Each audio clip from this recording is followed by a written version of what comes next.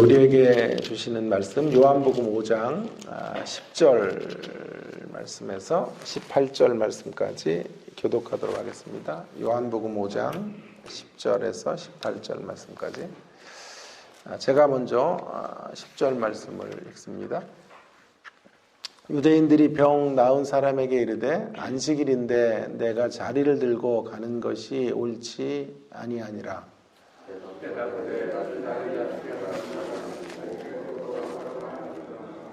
그들이 묻되 너에게 자리를 들고 걸어가라 한 사람이 누구냐 하되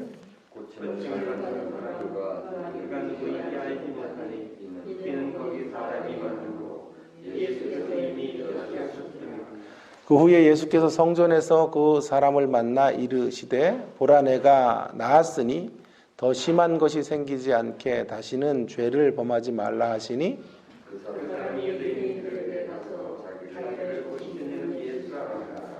그러므로 안식일에 이러한 일을 행하신다 하여 유대인들이 예수를 박해하게 된지라.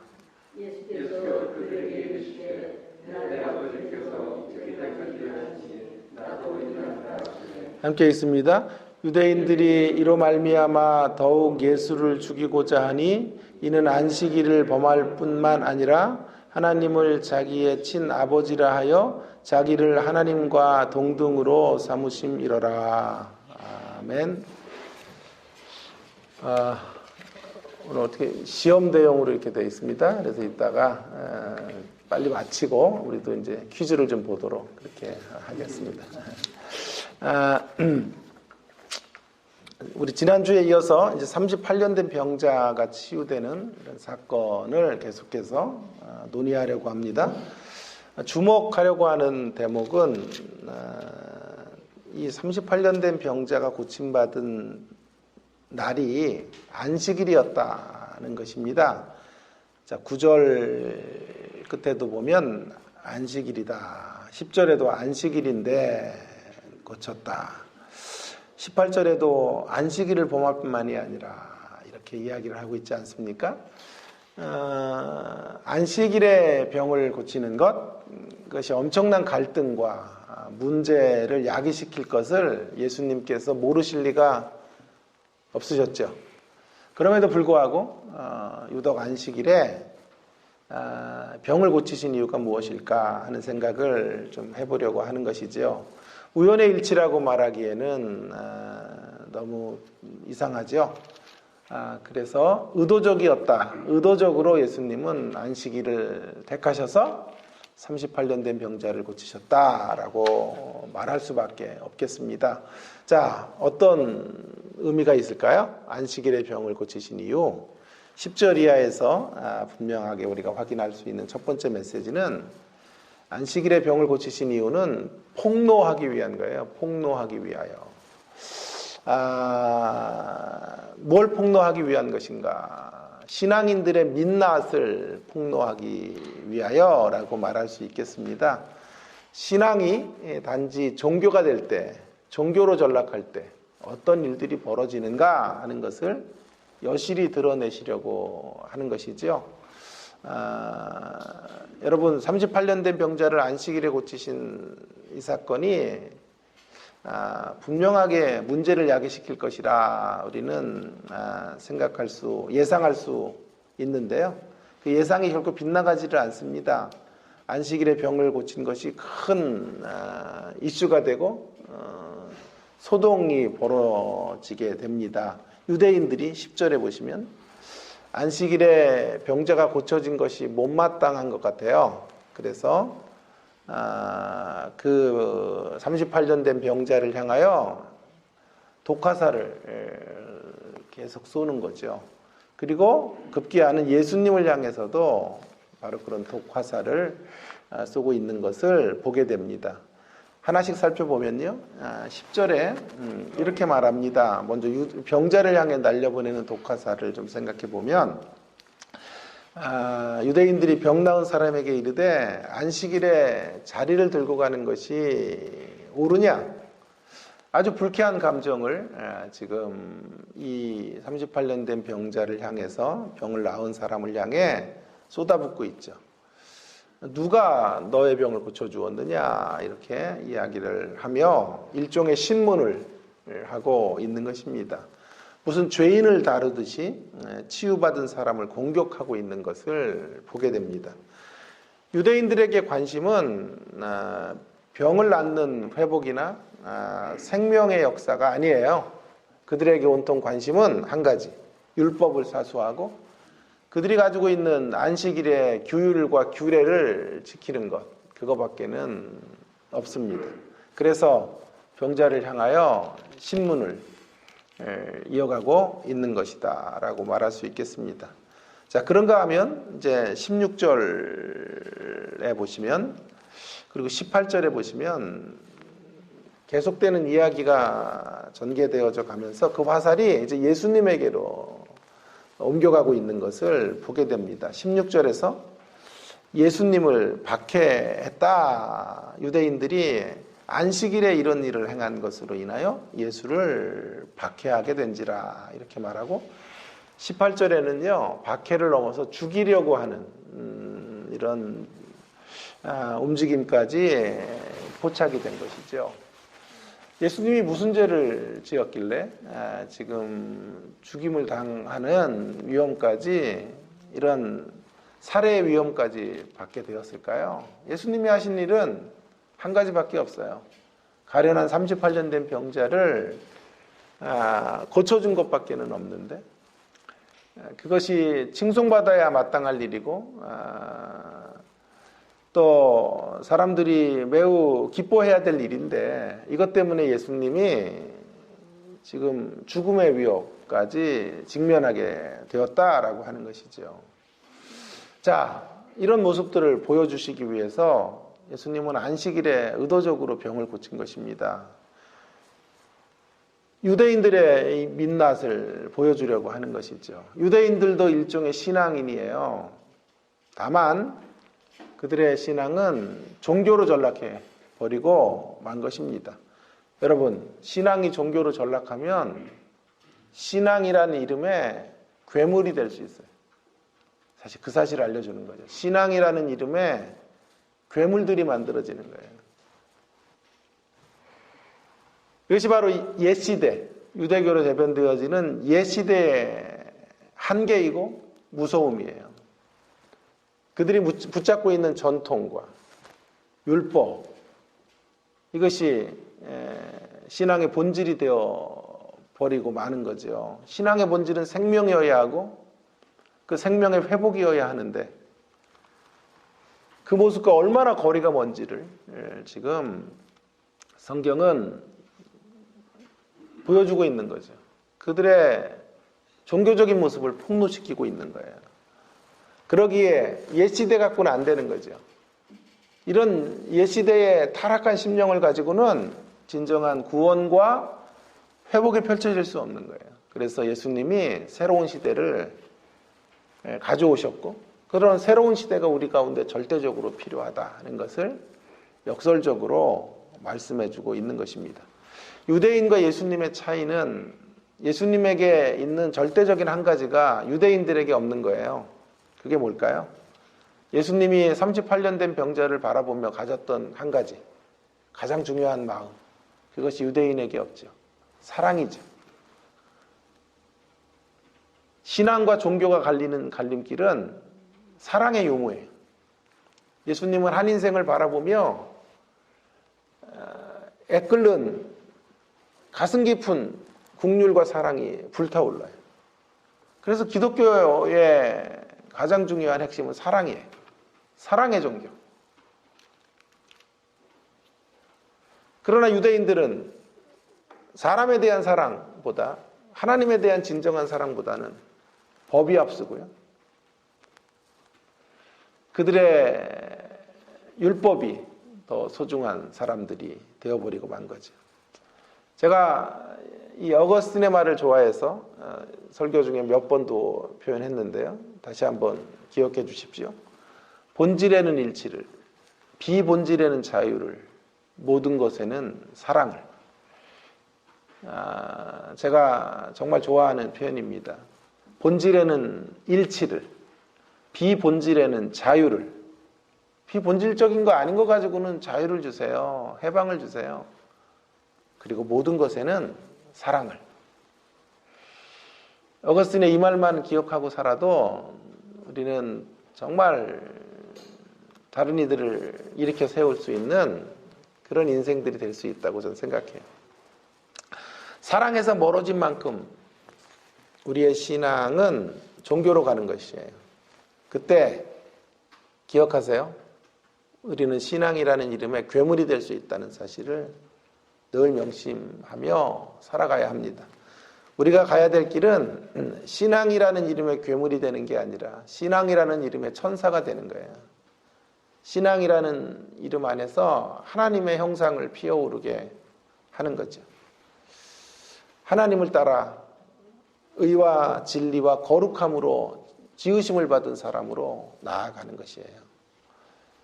저는 참 뭐라 그럴까요? 제 전공을 좀 잘못 선택했다 늘 이런 생각을 하는 사람인데요. 좀 이렇게 성경 과목을 좀 가르치는 선생이 되었으면 좋았을 텐데 성경 가르치는 거 얼마나 쉬워요. 수업 준비도 별로 큰 필요가 없어요. 왜냐하면 진도를요 1장 다루고 그 다음 주에 2장 3장 다루면 되거든요. 그래서 순서를 따라서 다루면 돼요. 한 학기. 창세기 다루고 다음 학기에 출애굽기 다루면 되고. 성경 66권이니까 밥 먹고 살기 딱 좋아요. 성경만 가르치면. 그런데 저는 설교를 가르치다 보니까 참 힘들어요. 이게 왜냐하면 성경도 베이스가 있어야 되고 사상도 있어야 되고 또 여러 가지 것들이 구비돼야 설교를 할 수가 있기 때문에 늘 후회를 하죠. 괜히 설교를 전공해서 좀 이렇게 고생을 한다 이런 생각을 제가 많이 하게 되는데요. 학생들에게 제가 종종 이런 말을 많이 해요. 설교 못해도 된다. 모자라도 된다. 이런 얘기를 제가 해요. 모자란 사람도 하나님이 쓰시더라.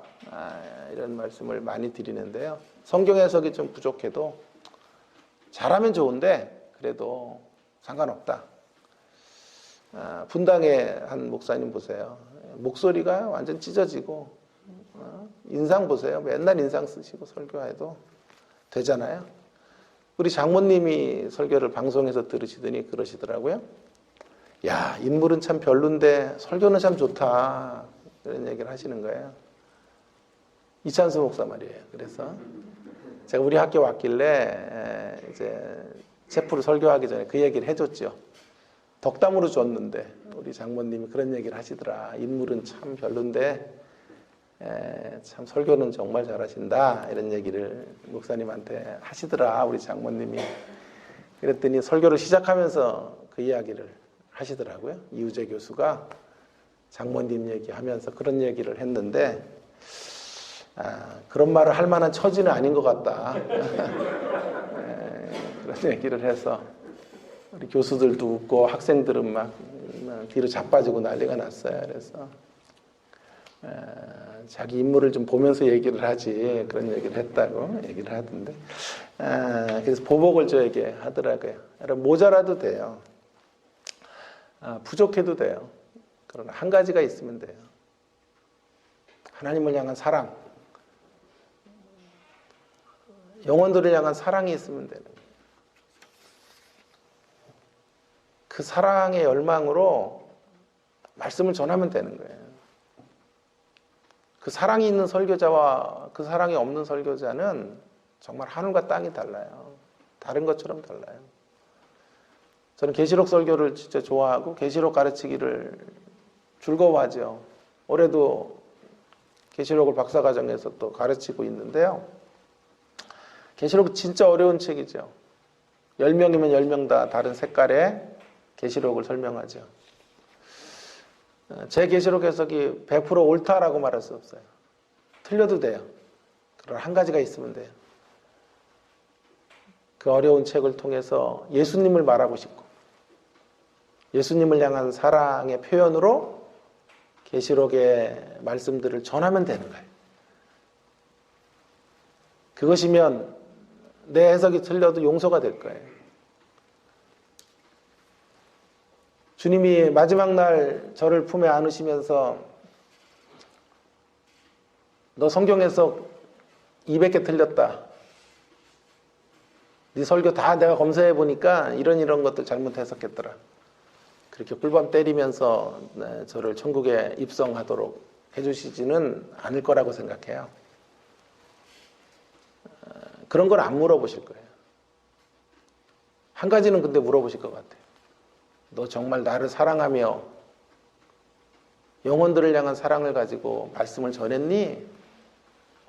라는 질문은 꼭 해주실 것 같아요. 여러분, 기독교 신앙의 본질은 사랑에 있어요. 사랑. 정말 주님을 사랑하면 되는 것이고, 정말 한 인생의 회복을 사랑하고, 한 인생의 안식의 자리로 나가는 것을 기뻐하면 되는 거예요. 그것보다 더 소중한 기독교 신앙의 내용은 없다라고 하는 것을 오늘 본문의 말씀을 통해 우리가 확인해 볼 수 있기를 간절히 바랍니다. 두 번째 메시지는요. 첫째는 폭로를 위하여였다면 두 번째로는요.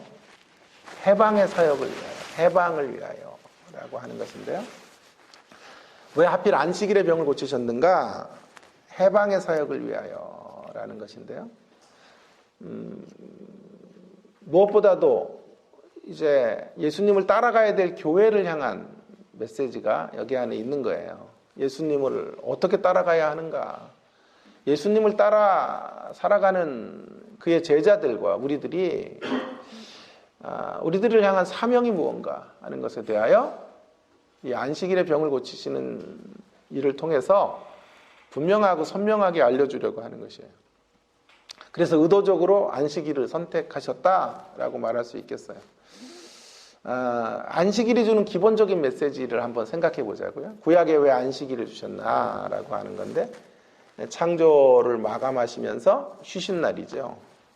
그러니까 안식일은 큰 의미에서 휴식의 날이에요. 노동으로부터, 일로부터의 해방을 의미하는 거죠. 그러나 그렇다고 해서 우리가 좀 오해를 하면 안 되는 것이요. 육신적으로 그저 쉬기만 하면 안식일이 펼쳐진다라고 생각해서는 안 돼요. 그 이상이에요.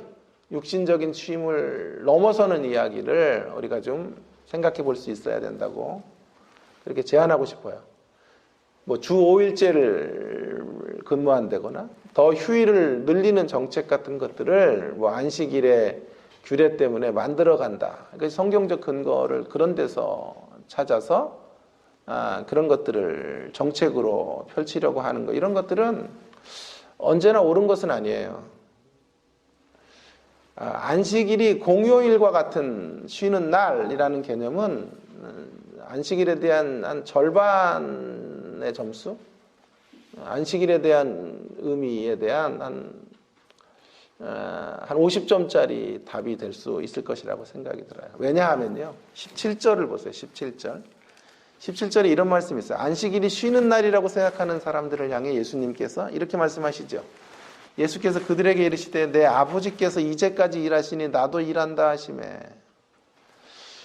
굉장히 충격적이잖아요. 왜 안식일에 병자 고쳤니? 안식일은 쉬는 날인데 예수님을 향하여 신문하고 예수님을 향해 위협하자 예수님이 주신 말씀이 이거예요. 내 아버지께서 이제까지 일하시니 나도 일한다. 안식일에 나도 일할 수밖에 없었다. 일하게 되었다라고 말씀하고 계시는 거죠. 모순이 아닙니까? 발견하셨어요? 안식일은 쉬는 날이었는데 예수님은 안식일에 하나님은 일하시고 예수님도 일하시는 날이라고 말씀하고 있는 거죠. 자, 그러면 질문할 수밖에 없어요. 안식일은 쉬는 날입니까? 일하는 날입니까? 예, 구약에서는 분명히 쉬는 날이죠. 창조의 모든 사역이 마쳐지시고 안식하신 날, 날로 되어 있지만 지금 예수님은 단지 쉬는 날이라고 말씀하시지 않는 거죠. 뭐라고 말씀하시냐 하면 예수님의 피조 세계를 보존하시고 유지하시는 일을 계속하시는 날. 안식일에도 주님은 중단 없이 하나님 나라의 사역들을 감당하시고 있는 것을 우리 가운데 보여주고 있는 거예요. 이 두 가지 면을 다 같이 생각을 해봐야 된다라고 제가 제안하고 싶은 거죠. 그렇다면 그동안 우리가 붙잡았던 주일 성수의 개념들은 어떻습니까? 옳습니까? 틀립니까? 일단 우리들이 한국교회가 매우 철저하게 지키려고 했던 주일 성수는 기본적으로 틀렸어요. 안식일의 개념으로 이제 주일을 이야기하면서 실제로는 구약의 안식일의 규례를 그대로 가져온 거잖아요. 주일에 돈 쓰는 문제로 목숨을 걸었던 거죠. 그래서 제가 실제로 잠실의 어느 교회에서 들었던 설교예요. 주일날 물건을 사서 음식을 해 먹으면 충을 먹는다. 하나님이 진노하시고 그 음식 가운데서 병이 생긴다. 이런 얘기까지 설교 시간에 하셨죠. 고신층 목사님인데 율법주의로 회귀한 거죠.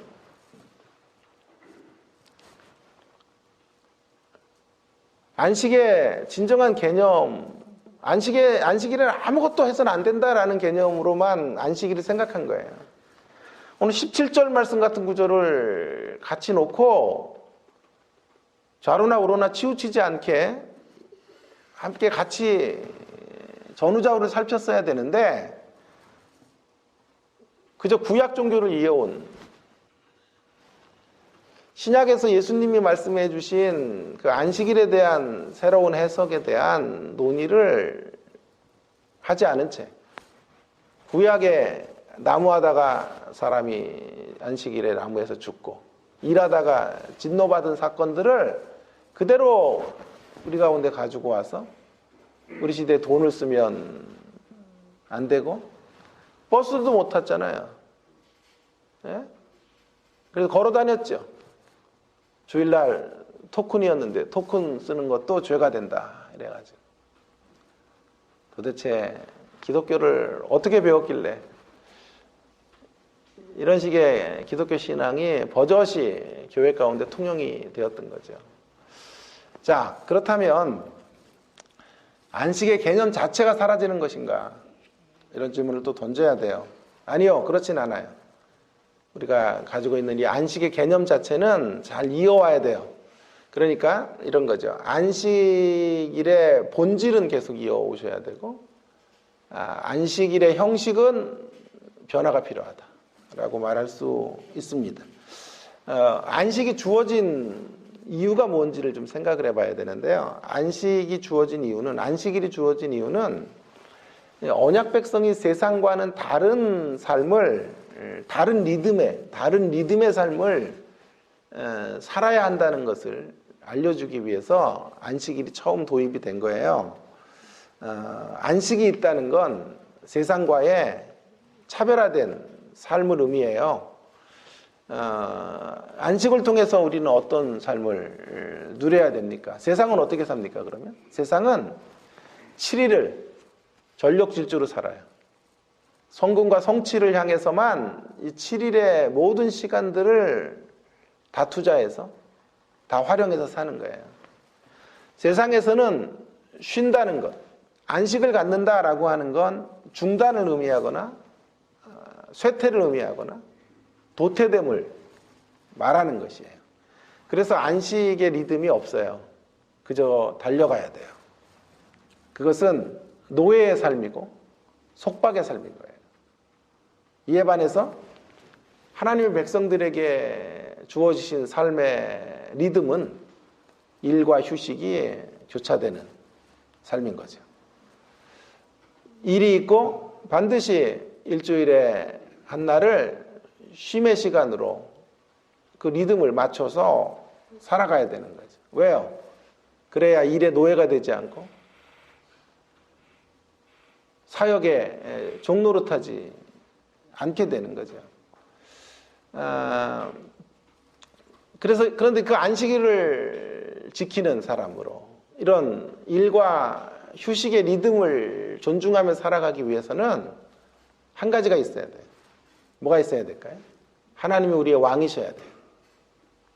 하나님에 대한 배짱이 있어야 돼요. 자, 7일을 다 써서 살아도 성공을 못 만드는 세상에서 신자들에게 주어진 삶은 6일을 사용하고 한 날을 하나님께 올려드리는 삶이거든요. 그래서 우리의 날과 시간의 주인이 하나님이라고 하는 것을 인정하는 것이죠. 11조도 같은 거죠. 10의 1을 하나님께 올려드림으로 이 물질의 주인이 하나님이시다라는 것을 증표하는 거거든요.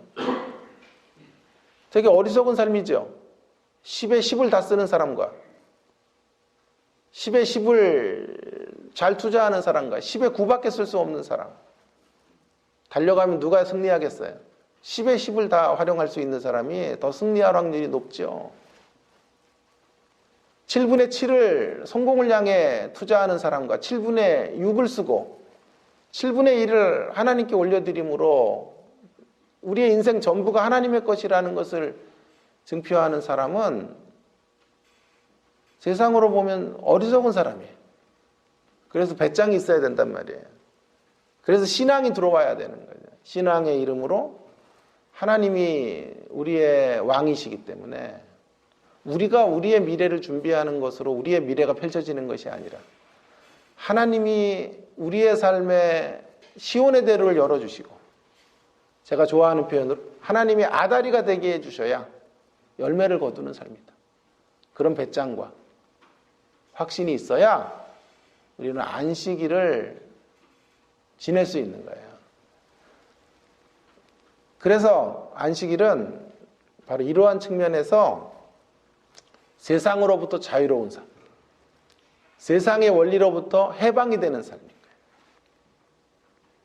이것이 안식일에 담겨져 있는 정신이고 메시지인 거예요.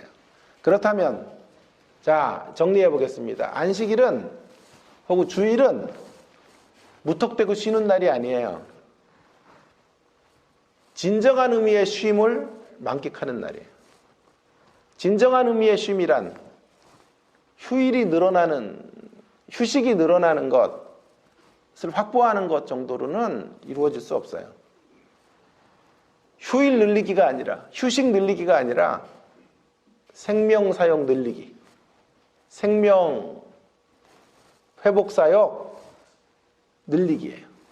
더 많은 생명들이 짐으로부터, 노역으로부터, 거짓된 허상의 세상이 걸어놓은 기준으로부터 그와 같은 노예의 삶의 자리에서부터, 속박의 자리에서부터 해방이 되는 일,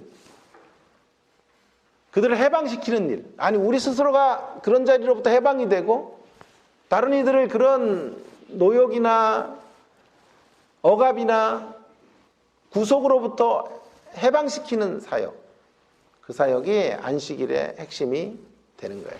그래서 주님이 이렇게 말씀하시는 거죠. 하나님이 일하시니 나도 일한다 라고 말씀하고 있는 거죠. 이 면에서 다시 강조하지만 한국교회 안식일에 대한, 주일에 대한 어떤 규정이나 처방은 너무 편협했어요. 돈을 쓰느냐 안 쓰느냐의 문제가 아니거든요. 안식일은요. 필요하면 왜 돈을 쓰면 안 돼요? 안식일에 일을 하느냐 안 하느냐의 이슈가 안식일의 기본 이슈가 아니거든요. 이것을 잘못 오해해서 율법주의로 안식일의 규정들을 만들어 간 거예요. 이것은 명백한 잘못이에요. 그러나 안식일이 갖고 있는 이 해방의 측면, 이런 진정한 자유인으로의 삶, 이런 삶의 도전과 방향을 제대로 설정해 주어야 하는 것이죠. 자, 그래서 이제 이런 안식일에 대한 생각 때문에 이런 두 번째 교훈이 나오는 거죠. 우리가 가야 될 길이 어떤 길인가? 예수님 따라가는 삶의 길이에요. 예수님의 사역을 따라가기예요. 자, 그럼 예수님의 사역이 뭔가요? 예수님을 본받는 사역이란 뭘까요? 예수님 어떤 사역을 하신 거예요, 지금? 안식일에? 예, 사람을 속박으로부터 해방시키시잖아요. 38년 된 병자, 그를 묶었던 모든 것으로부터, 올무로부터 해방시키잖아요. 안식일에 이런 일을 해야 된다는 거예요. 그 해방의 범주가 중요하다 그랬죠? 1차적으로 육신적 속박으로부터 해방.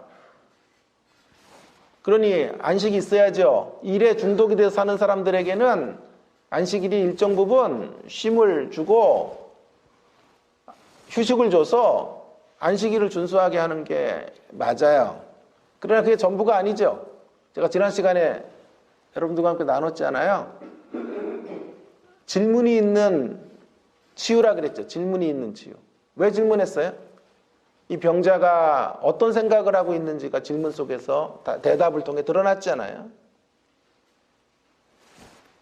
그리고 그 대답 속에서 이 사람이 가지고 있었던 진짜 문제가 드러났죠. 이 사람은 육신의 반신불수 정도가 아니라 영혼의 반신불수, 심령의 속박에 묶여있는 사람이에요. 마음의 병, 영혼의 올무 가운데 있는 사람이에요. 그걸 해방시키는 사역, 그게 예수님의 사역이에요. 그게 안식일과 어울리는 말이에요. 안식일의 본질과 같은 거죠. 진정한 안식일의 주인으로 그래서 오신 거예요. 예수님은 열등의식이라는 속박에서부터 해방시키는 일을 하시고, 피해의식이라는 속박에서부터 인생을 해방시키시고, 원망의식이라는 속박으로부터 해방시키시는 그런 사역을 감당하시기 위해서 오신 거예요. 이런 사역은 쉴 수가 없다는 거예요. 주일이라고 해서 이런 사역이 중단될 수 없다 라고 말씀하고 있는 거예요. 그러면 좀 의문을 하나 던져볼게요. 그러면 하나님은 언제 쉬시나요? 예수님은 언제 쉬세요? 주일에도 일하신다면? 여러분, 그런데요, 예수님이 지금 하시는 이 사역은요, 그 사역 자체가 일이 아니에요. 그것 자체가 보람이고 기쁨인 거예요. 그래서 예수님이 하시는 그 사역은 바로 안식이에요. 사람이 회복되는 것을 바라보시는 게 안식이에요, 예수님에게. 인생이 38년 된 병자 같은 이들이 변화되는 게 예수님이 누리시는 안식이라. 그래서 주님은 안식을 이렇게 확보해 가시는 거예요. 이제 우리도 이 안식을 본받아야 돼요. 예수님을 본받아야 돼요. 사역을 통하여 사람들에게 해방의 메시지를 전해야 합니다. 해방과 자유의 모습을 우리의 몸짓으로 보여주어야 해요. 속박에서 벗어난 인생이 얼마나 행복한지를 시대 가운데 증명해 보이는 일들을 감당해내는 것이 안식일을 지키는 사람의 특징이에요. 돈 쓰느냐 안 쓰느냐의 문제가 아니에요. 가게 문 닫느냐 안 닫느냐의 문제가 아니에요. 정말 진정한 그리스도 안에서 자유케 된 삶, 해방된 삶, 그 삶의 모습들을 우리의 몸짓으로 드러낼 수 있느냐 하는 것이죠. 그것이 세상을 향한 매력이 될 거예요. 이 땅은 다 속박의 삶을 살고 있으니까 기독교인들만 그 가운데서 진정한 자유를 누리고 있는 모습을 본다면 매력으로 다가올 거예요. 그런데 문제는 우리가 더 묶여있는 사람들일 때 문제가 되는 거죠. 우리가 더 막힌 사람들일 때 문제가 되는 거죠. 신자들이 더 답답하고 더 진부하고 더 권위적이라는데 문제가 있는 거죠. 제가 한 3분 정도 저희 이제 대학원에 그 노인들 사회, 요양원 사역을 하는 분, 여자 목사님들이 3분 정도 계시는데 한번 같이 식사를 나눴는데요. 3분이 다 이구동성으로 하는 말이 있어요. 요양원에 마지막 오시는 분들, 특별히 치매로 오시는 분들이 많고, 연로에 서서 이제 요양원에 오시는 분들이 많은데 제일 받기 힘든 사람들을 거명하더라고요. 권사님들이래요. 권사님들 오면은 안 받고 싶대요. 왜냐하면요, 그렇게 책망을 하신대. 그렇게 권위적이래. 치매가 이제 왔다가 또 살짝 정상으로 가고 이러다가 왔다 갔다 하시잖아요. 근데 정신이 온전해질 때는 그렇게 야단을 친대. 사람들을 야단치고 예수 안 믿는다고 꾸중하고. 그래서 요양원의 제일 큰 문제거리는 교회 권사님들이다. 우리 교회 권사님들 말고요. 그 요양원의 권사님. 여러분, 도대체 이게 무슨 매력을 세상에게 줄 수 있냐 이 말이에요. 그러니 사람들이 예수쟁이라면 고개를 절레절레 흔드는 거예요. 고지식한 사람들, 막혀있는 사람들, 진정한 해방과 자유가 없는 사람들이 아니에요. 사랑하는 여러분, 우리는 다른 이들을 속박하는 사람들이 아니에요. 안식일의 정신을 갖고 있는 사람들, 매 주일을 지키는 사람들은요, 다른 이들을 진정으로 해방시키는 사역에 부름받았다는 이 사명의식을 가져야 돼요. 우리는 남을 이렇게 얽어매는 도구가 아니고요, 진리로 다른 이들을 자유케 하기 위한 도구로 부르심을 받았다라는 생각을 하셔야 돼요. 누가복음 4장 18절에 말씀이 그래서 나오는 거예요. 주의 성령이 내게 임하셨으니 이는 가난한 자에게 복음을 전하게 하시려고 내게 기름을 부으시고 나를 보내사 포로된 자에게 자유를, 눈먼 자에게 다시 보게 함을 전파하며 눌린 자를 자유롭게 하고 주의 은혜의 해를 전파하게 하려 하심이라. 예수님이 오신 이유가 여기에 있어요. 우리들의 걸어가야 될 중요한 사명도 바로 여기 있어요. 자유케 하고 은혜의 해를 선포하는 일. 자, 이제 시간이 갔지만 한 가지 한 1, 2분만 더 해보겠습니다. 예수님을 본받는 사역의 자세, 이제 더 구체적인 사역의 모습은 해방시키는 사역이고, 그것을 임하는 자세가 또 오늘 본문에 나와 있는데요. 두 가지 단서를 통해서 제가 사역의 자세를 한번 생각해 보려고 그래요. 자, 먼저 38년 된 병자가 너 어디서 고침을 받았니? 누구 때문에 고침 받았니? 라고 묻자 이렇게 답해요. 11절에 보세요. 11절에 뭐라고 답하냐면 대답하되 나를 낳게 한 그라고 말해요. 예수님이라고 말하지 않아요. 나를 낳게 한 그라고 말해요. 13절에 보세요. 그가 누구인지 알지 못하니. 예수님께 고침받았는데 정작 예수님을 몰라요. 14절에 그런데 성전에서 다시 예수님을 한 번 더 만나요. 그리고 나서 깨닫게 돼요. 알게 돼요. 그래서 15절에 가면요, 유대인들에게 가서 15절에 보세요. 그 사람이 유대인들에게 가서 자기를 고친 이가 이제 예수라고 말해주는 거예요. 여러분, 마지막 이 15절을 어떤 이들은 복음을 전하는 것이라고 말하는 사람도 있지만 저는 그렇게 생각하지 않아요. 왜냐하면 그리 긍정적이지 않아요. 지금 이 모습이. 예수님께 고침을 받았지만 예수님이 고쳐준 것도 몰라요.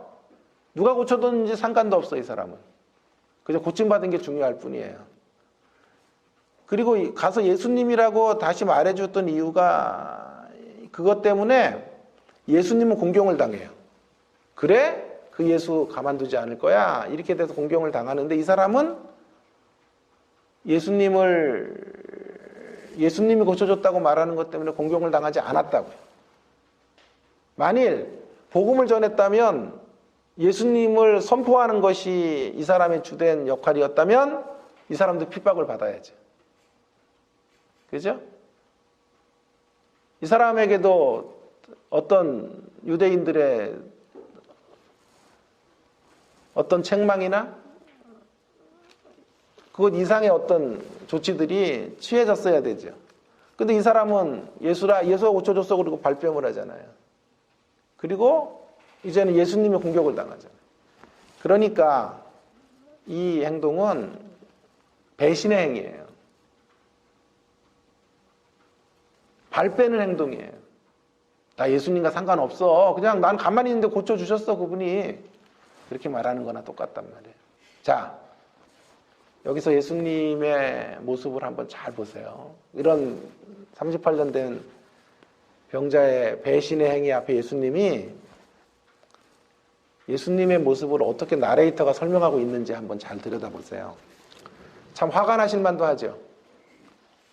일부러 38년 된 병자 찾아가셔서 안식일에 어떤 위험 부담이 있음에도 안식일에 병을 고치시고, 이런 정말 한 인생을 향한 국률과 사랑으로 다가가셨는데 돌아오는 게 뭐예요? 이런 배신의 행위잖아요. 정말 화가 나는 모습이에요. 그런데 13절을 보세요. 13절 한번 같이 읽어보겠습니다. 13절. 예수님의 모습을 나레이터 이렇게 말하고 있죠. 13절 시작. 고침을 받은 사람은 그가 누구인지 알지 못하니 이는 거기 사람이 많으므로 예수께서 이미 피하셨습니다. 여러분, 예수님은 이미 38년 된 병자를 고치시고 어딘가 사라져 버리신 거예요. 사람이 많아요. 왜 그럴까요? 사람이 많으니까 병자가 고쳐짐을 경험하고 나고 그 사건이 이렇게 공명하게, 아니, 이렇게 사람들 앞에 드러나자 그 많은 사람들이 나 고쳐달라고 달려오겠죠. 그죠? 그래서 예수님이 인기 스타가 되겠죠. 예수님이 걸어가지도 못할 정도로 사람들이 예수님 앞에 자신들의 필요를 아뢰고 예수님을 박수갈채를 보내며 환영하겠죠.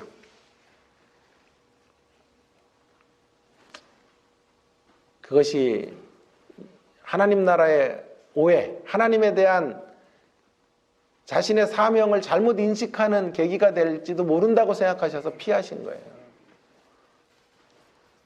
14절에 보세요. 다시 그 후에 성전에서 이 38년 된 병자를 만나시고 나서도 섭섭한 표현이 하나도 없어요. 뭐라 그러세요? 다시 죄를 지어서 다시 아프는 일이 없도록 해라. 부탁한다. 다시 죄를 짓는 것을 통하여 건강을 잃는 일이 없기를 간절히 바란다 라고 말하고 있는 거죠. 부디 죄와 결별해서 다시 병들지 않기를 간절히 축원하고 있는 예수님의 모습을 볼 뿐이에요.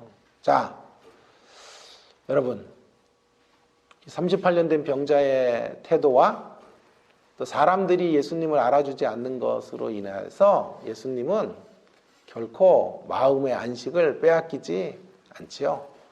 38년 된 병자를 위시한 인생들이 그를 어떻게 대우하느냐에 따라 마음의 안식이 주어지거나 마음의 안식을 빼앗기지 않으시는 거예요.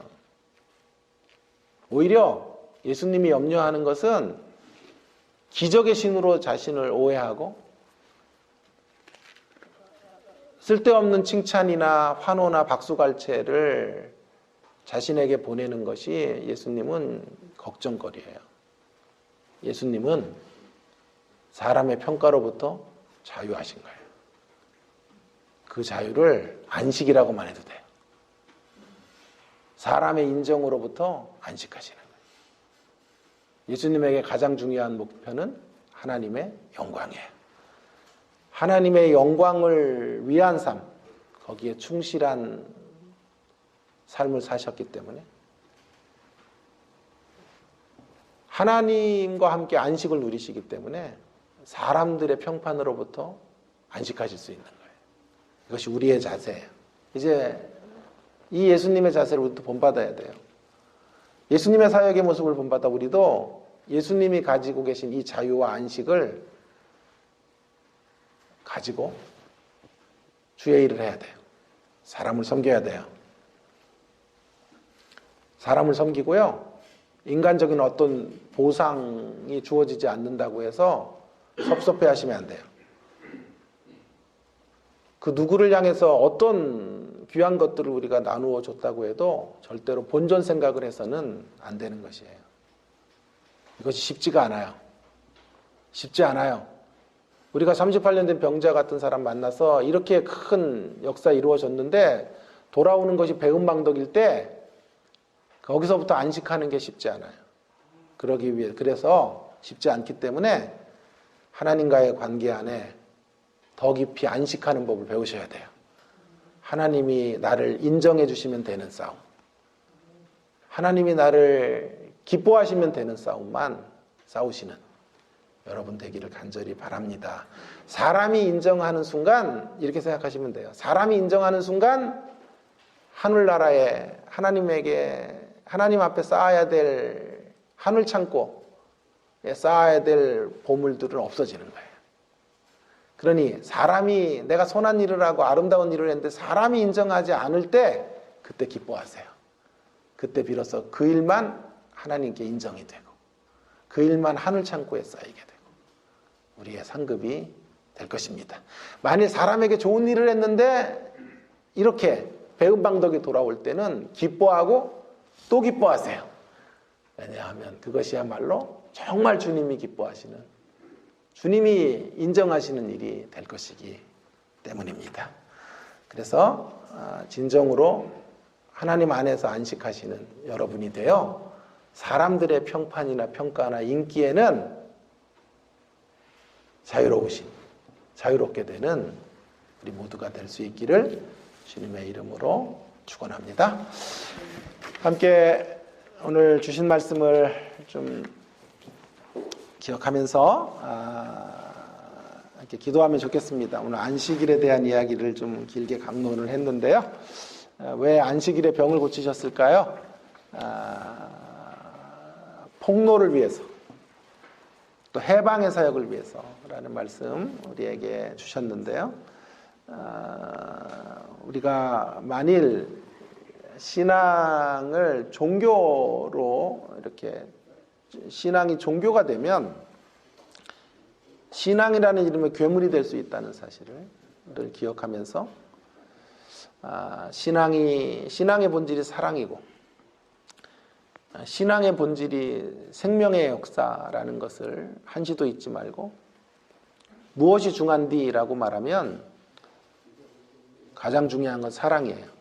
하나님을 향한 사랑, 사람을 향한 사랑만 가지고 나아가는 우리가 되어지기를 위해서 기도해 주시기를 바라고요. 진정한 예수님처럼 우리도 안식의 사역, 다른 이들을 해방시키는 사역을 위해서 쓰여지기를 위해서 기도하면 좋겠습니다. 그리고 그 사역에 임하는 자세는 사람에게 인정받는 것이 아니에요. 하나님 안에 안식함으로 사람의 평가로부터 자유로운, 사람의 평가로부터 진정한 안식을 누리는 그러한 차원의 사역들을 감당해내는 우리가 되기를 위해서 동성으로 함께 기도하기 원합니다. 기도하겠습니다. 하나님 아버지, 은혜를 감사합니다. 오늘도 저희들에게 귀한 생명의 말씀을 주셔서 하나님 아버지, 진정한 안식 우리가 어떻게 누려야 할지 알려주셔서 감사드립니다.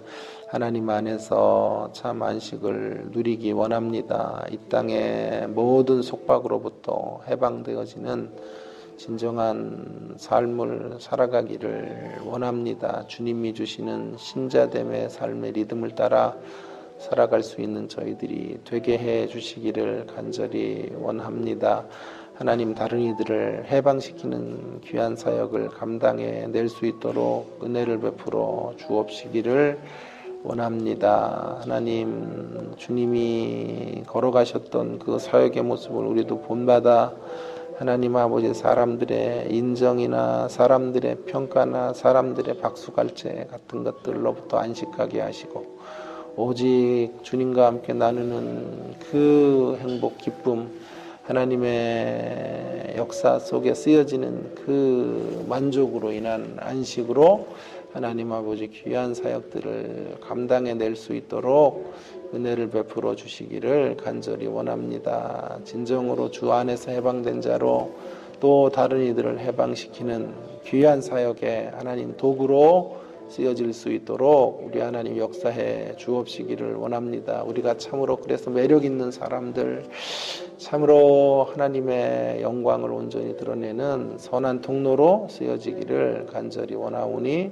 우리 하나님 함께 해 주시고 저희들과 같이 하여 주시옵소서. 하나님 아버지, 우리에게 또 귀한 주의를 또 허락해 주시는데 하나님 아버지 감사드립니다. 진정으로 해방되고 진정으로 쉼을 누리고 진정으로 안식하고 진정으로 생명의 역사들이 아름답게 펼쳐지는 놀라운 사역, 하나님 우리를 통해서 이루어질 수 있도록 함께하여 주시옵소서. 하나님, 안식의 통로, 쉼의 통로, 평안의 통로로 주님 우리 모두가 쓰여질 수 있도록 은혜 베풀어 주옵시기를 간절히 원합니다. 함께하여 주시옵소서.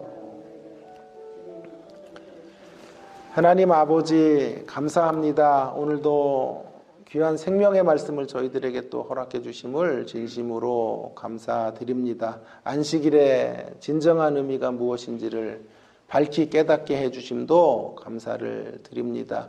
하나님 아버지, 신앙이라는 이름의 괴물로 저희들이 서지 말게 하시고, 하나님 율법과 형식, 규율보다 중요한 것이 사랑이고 생명의 역사인 것을 늘 기억하며 우리들의 한 생애 동안 안식을 누리고 또 안식의 통로로 살아갈 수 있는 저희들 모두가 되게 하여 주시옵소서. 38년 된 병자가 주님 만나 진정으로 영육간의 안식을 얻게 되었듯이 하나님, 우리가 주님을 만나 그런 안식을 누리게 하시고 또 다른 이들을 그런 안식의 자리로 초대할 수 있는 안식의 선한 통로로 쓰여질 수 있는 사람들 모두 되게 하여 주시기를 간절히 원합니다.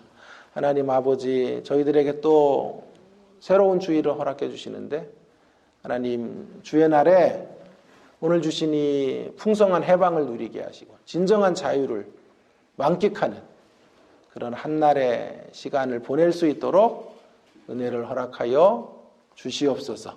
주님이 귀한 사역을 감당하시면서도 사람들의 인기와 사람들의 평판과 평가와 사람들의 박수갈채로부터 자유하셨던 것처럼 하나님, 우리도 그렇게 사역하기 원합니다. 그렇게 다른 이들을 섬길 수 있기를 원합니다. 그러기 위해 하나님 안에서 진정으로 안식하는 법들을 날마다 훈련하고 배우는 저희들이 되게 하여 주시옵소서. 오늘도 주님 안에서 진정한 해방 누리고 진정한 안식을 누리는 한날의 삶이 되도록 축복해 주시기를 간절히 원합니다. 주일 예배에 또 말씀을 전하시는 귀한 목사님 붙잡아 주시고 우리 성도님들의 삶을 돌아봐 주시며 아직도 여러 가지로 묶여있는 성도들의 삶의 자리 곳곳에 진정한 해방과 자유를 허락해 주시기를 간절히 원합니다. 이 시간 또 기도로 나아갑니다. 개인 기도 속에서 주님을 만나 배우는 놀라운 교제의 시간이 되도록 함께하여 주시옵소서. 예수님 귀하신 이름으로 간절히 기도 올리옵나이다. 아멘.